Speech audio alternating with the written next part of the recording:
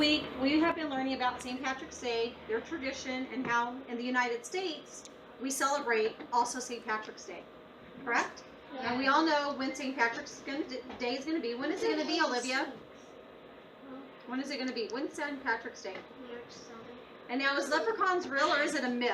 Pitt, what did we discuss about leprechauns? Are they real? No, girl. You think that they're real? Okay. So, let's hold our questions until we're done, and then I'll ask you guys to raise your hands, okay? So this morning we were able to work in groups, which was awesome. It was groups of 2, and we were able to put all our words in alphabetical order, and all these words were based on our book. So I want to say good job on working as teams, and you guys completed everything. So I thought that was awesome. Now remember, the leprechaun left us a note, and the note was, if you do a trick, you get to keep the coins. So what happened to the pennies? They turned green. They turned green because they're copper, and the reaction from the vinegar made them turn green. Now remember also, Statue of Liberty was once this color, the copper color. And then all of a sudden it turned green. It's just because it's copper, and because of it being around the water, and it's salty water, and that's just what happens over time. It turned green. So it never started off as green.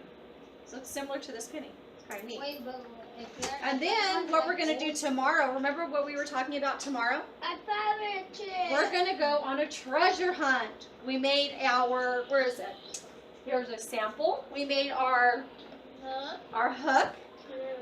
And today we're going to make our telescope. And then also what we're going to do today for science. So this is going to be after we're done with our crystal. We're going to go ahead, see how I made crystals? You can.